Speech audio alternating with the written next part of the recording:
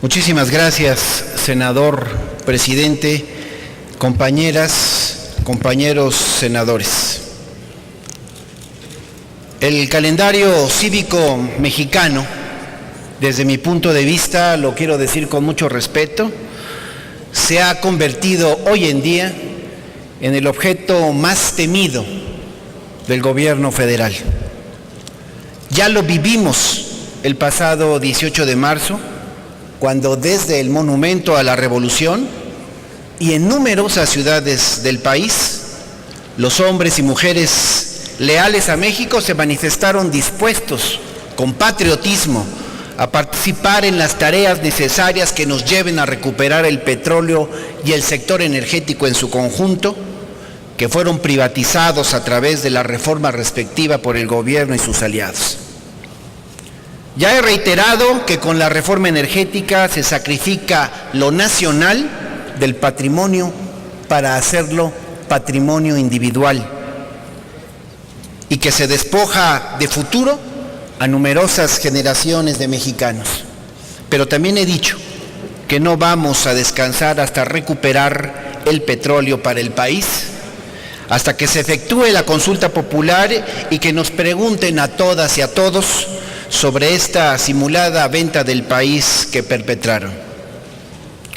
Hoy recuerdo la privatización del petróleo y lo relaciono con el calendario cívico, porque en el aniversario de don Benito Juárez García, oaxaqueño magnífico, tengo la firme impresión de que también les incomoda a quienes sin reserva alguna permiten con sus actos que la desigualdad, la injusticia y el retroceso democrático se yergan como el destino cotidiano de las mujeres y hombres de México. Son, por lo tanto, fechas patrióticas que muchos de los presentes y ausentes quisieran arrancarlas del calendario para que la memoria nacional de una vez por todas se diluya, se evapore, se haga polvo. Pero el rostro de Juárez, su legado, no puede desvanecerse. Sus raíces profundas y su pensamiento tienen en nosotros seguidores leales. Juárez nos dejó dicho en aquella carta memorable a Mariano Escobedo, y cito: nosotros no necesitamos que un extranjero venga a establecer las reformas a nuestro país. Nosotros las hemos establecido todas sin necesidad de nadie. Cierro la cita. Pero expongo, compañeras y compañeros, que tampoco han escuchado a Juárez, ni a Lázaro Cárdenas, ni a Morelos, Zaragoza, Madero. La verdad es que no escuchan la historia. Y al no escucharla, muestran desdén por la identidad de México. Este es precisamente, compañeras y compañeros, el centro de nuestras diferencias. Ustedes quieren que olvidemos las gestas de Benito Juárez, que recuperó, por ejemplo, los bienes a favor de la nación, mientras ustedes los entregan a manos privadas.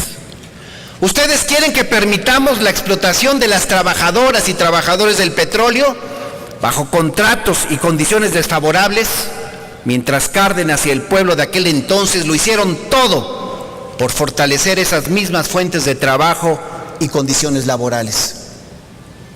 Ustedes quieren que guardemos silencio ante la intervención de facto que sufre y sufrirá el país con su reforma, mientras nosotros coincidimos con Zaragoza en buscar por todos los medios defender a México.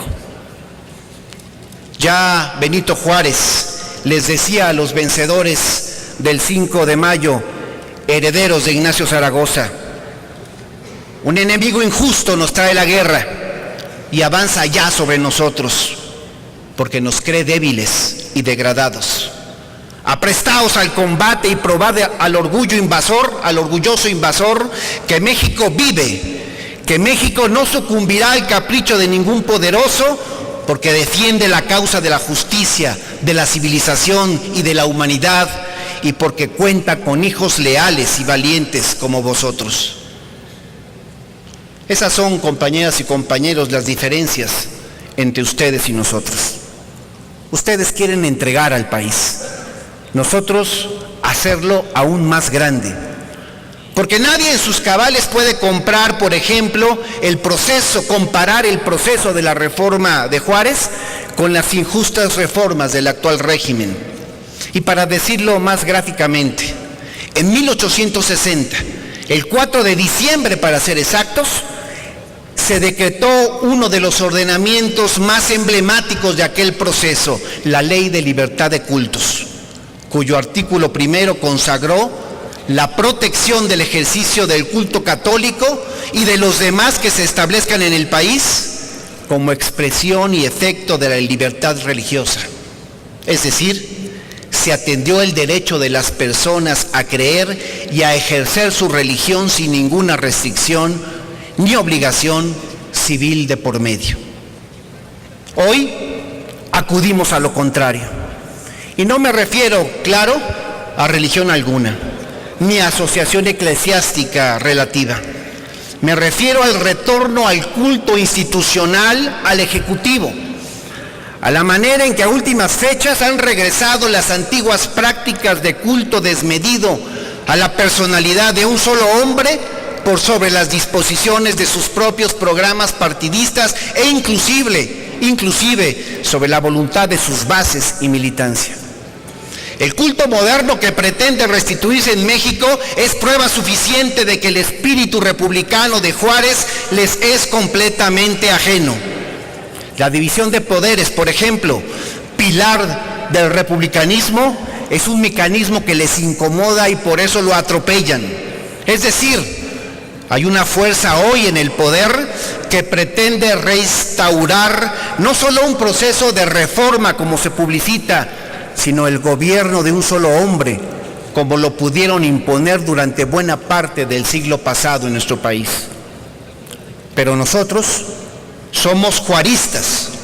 Por eso, conmemorando este 21 de marzo, a pesar de que el calendario cívico le sea adverso, hoy efectúo un llamado a todas y todos los mexicanos para que volquemos voluntades y trabajo a favor del destino común, el fortalecimiento de una conciencia nacional renovada que propende de forma activa por la paz, el respeto, la libertad y la independencia.